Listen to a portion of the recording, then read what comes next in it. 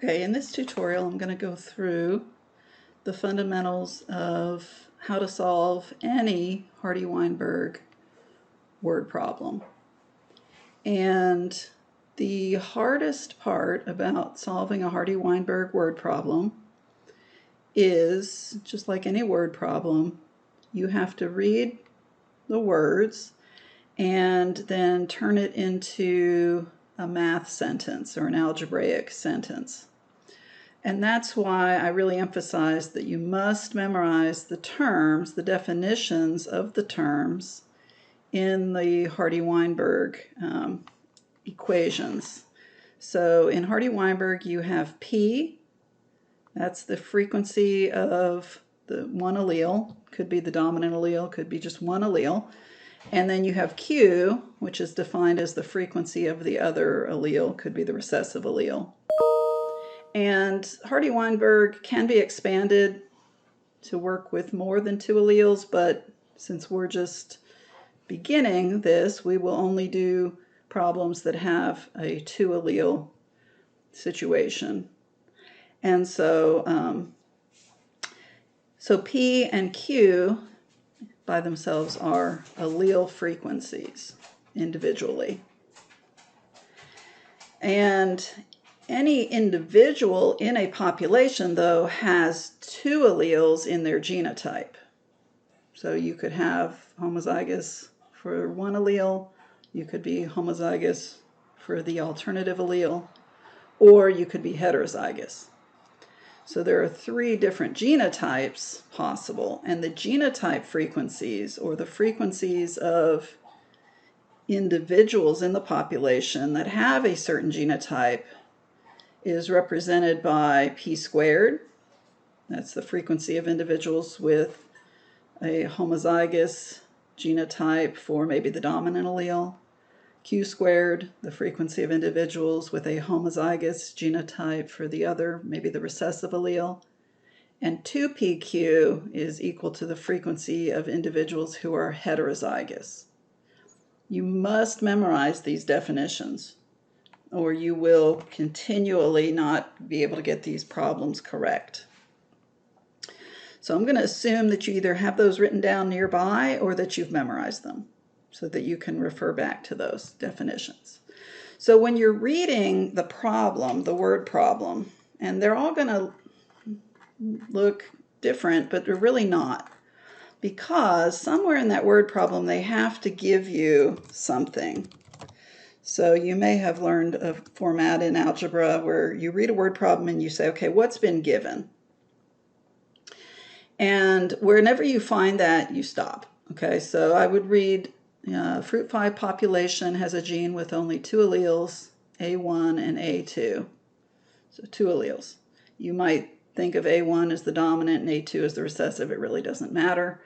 But whatever you want. So most people would say, okay, the frequency of allele A1, we're going to call that P.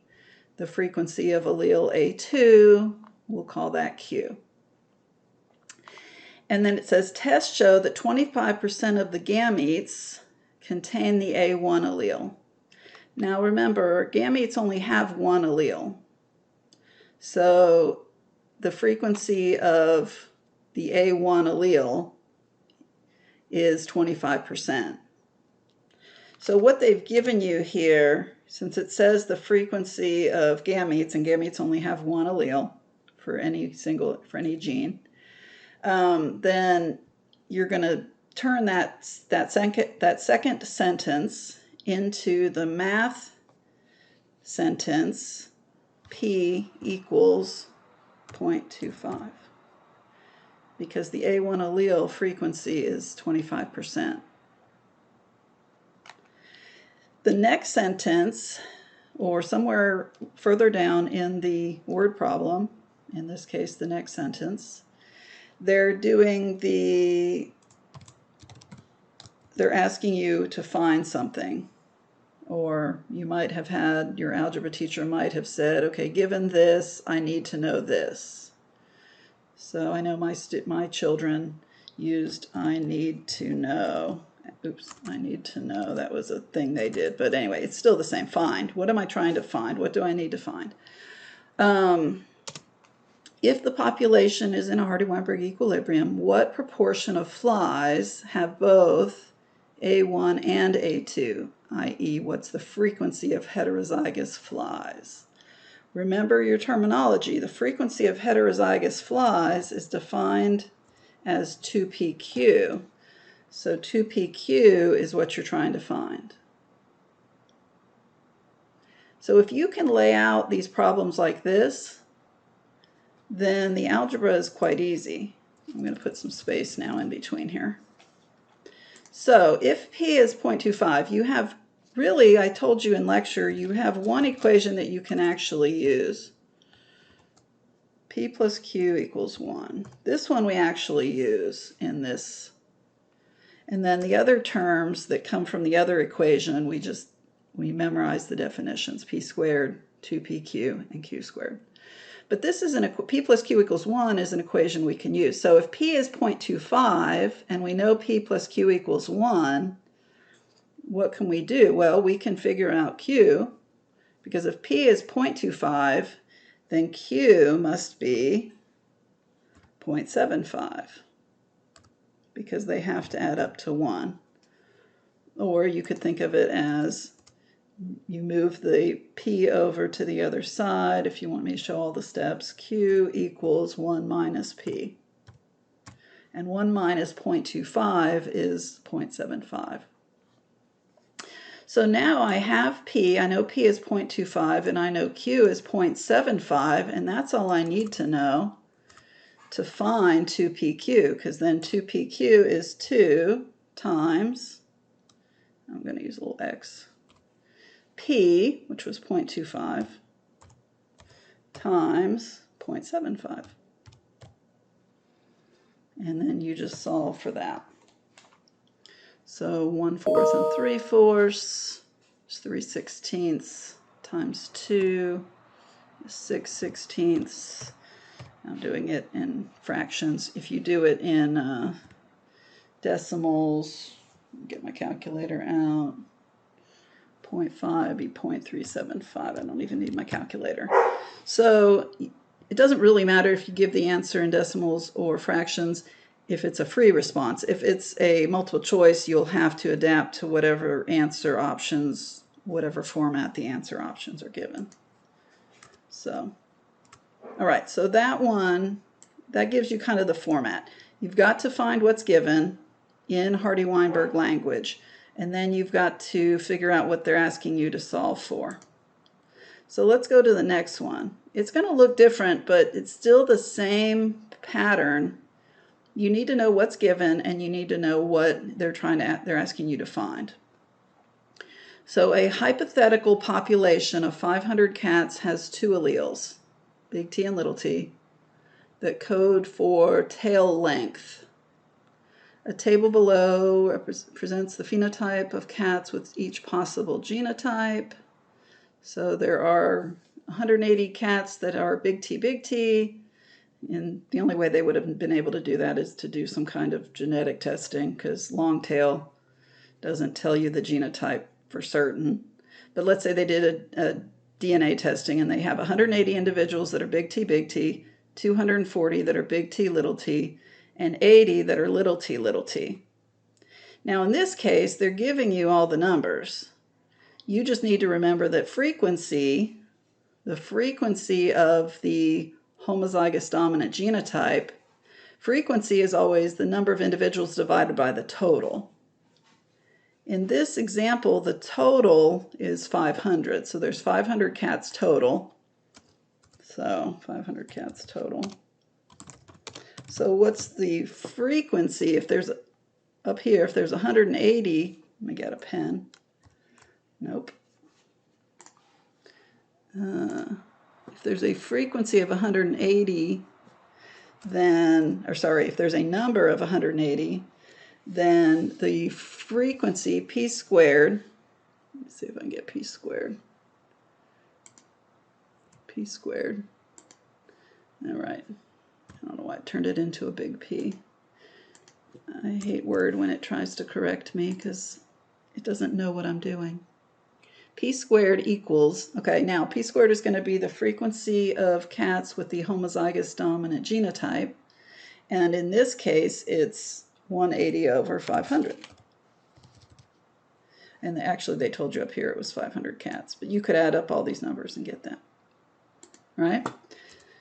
Now, 2PQ is the frequency of heterozygous cats. So 2PQ is the frequency of heterozygous cats, 240 over 500.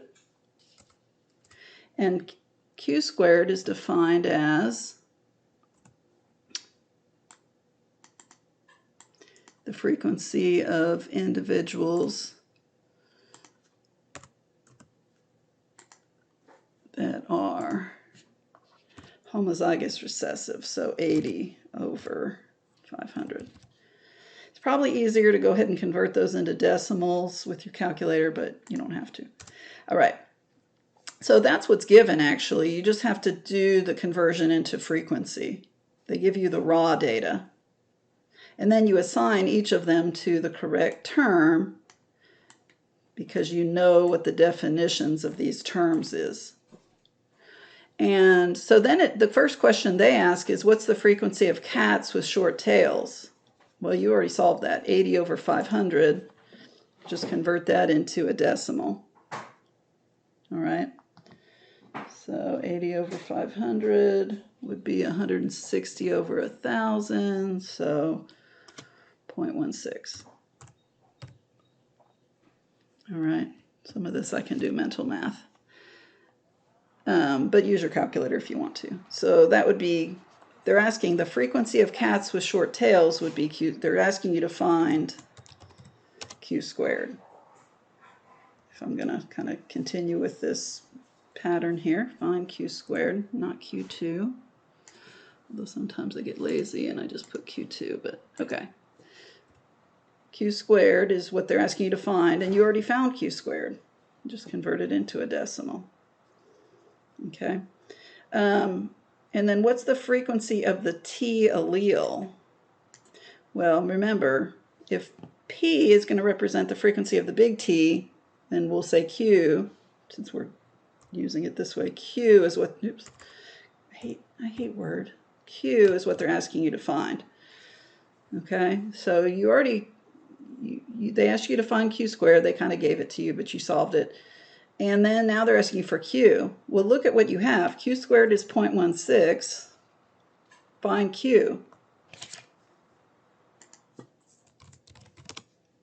So this one had two questions, two things you need to find. But once you found Q squared, then finding Q is easy. So Q is the square root of 0.16.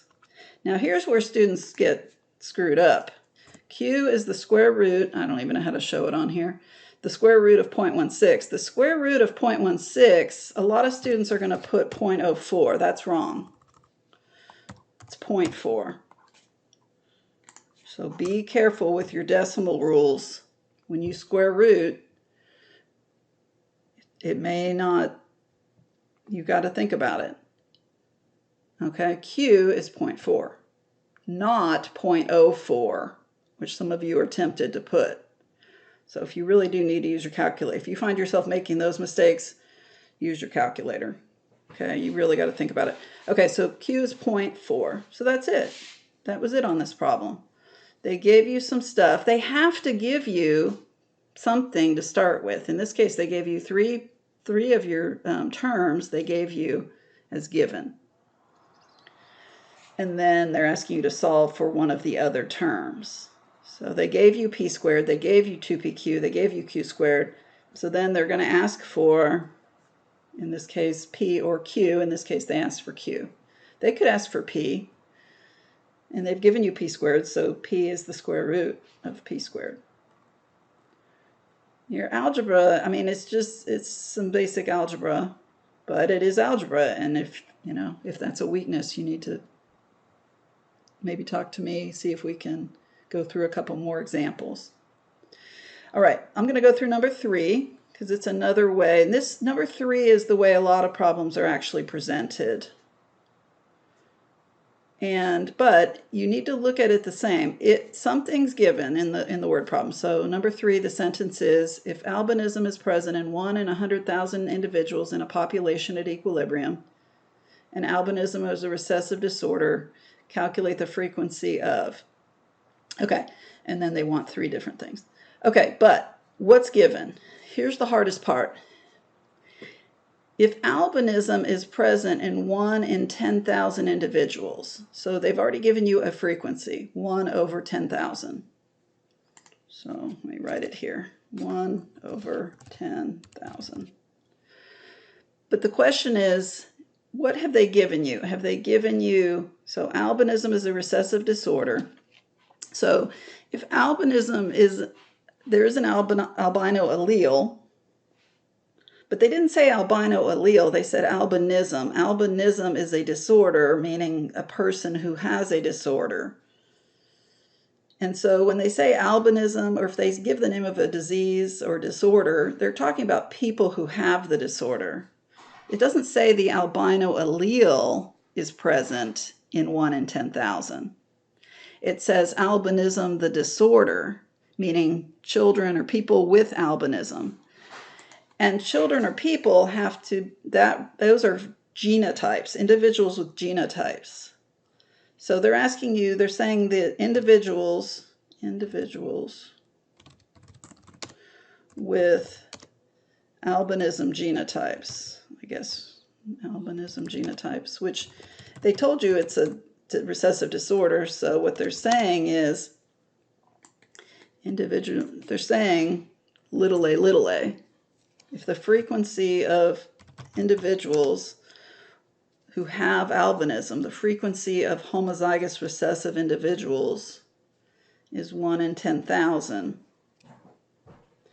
So what they're giving you, they don't even say the word allele, they just say albinism, the disorder. They're talking about Q squared. So I think students get themselves screwed up because they're taking this they're digging down too much. If it says albinism, that means individuals with that disorder. Or if it says if Huntington's disease is present in 1 in 10,000 individuals. Well, people who have Huntington's disease, that's what it means. It's just a slang that we use. So having Q squared as the given is very common.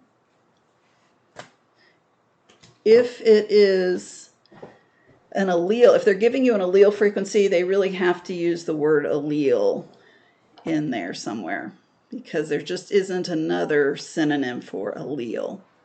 So they're saying Q squared is 1 in 10,000, and then on part A, they're asking you to find the frequency of the recessive allele, so they're asking you to find Q. Well, you know Q squared, so you can find Q. Then they want you to find the dominant allele frequency, so they want you to find P. Well, once you know Q, you can just subtract from 1 and get P. And then they want you to find the frequency of heterozygotes in the population, so they're asking you to find 2PQ. But when you look, you've already solved for Q, you've already solved for P, and then you multiply those together and then multiply by 2. So I have provided an answer key for you. But I want you to, on each of the problems, start with a given. What is given? Have they given you P equals a number? Have they given you Q equals a number? Because I'm going to ask you, if you want some assistance, we need to work through, are you identifying the given properly? Are you assigning it to the right term? That's the hardest step. And when you see what they're asking you to find, are you assigning that the right term? Are you saying find 2PQ if that's what they're asking you to find? So I need you to follow this pattern so I can, if you're having trouble, I can pinpoint your trouble. And we can then go through a couple more examples and really make sure you're solid. These questions, if you're going to take a standardized test of any kind, MCAT, PCAT, DAT, any kind of standardized test for professional school, they're going to have these on here. Not because going to make you a better doctor or a better pharmacist or a better nurse or a better. It's just because a lot of students will miss it because they just never get it. And I want you guys to get it so that you get those questions right on that exam. And that gives you a better situation for getting into that professional school. So if nothing else, that's part of the goal here. And also there's going to be some of these on your lecture quiz, which is timed. Okay, so that's my little tutorial on this, and I will be talking to you guys, I hope, individually.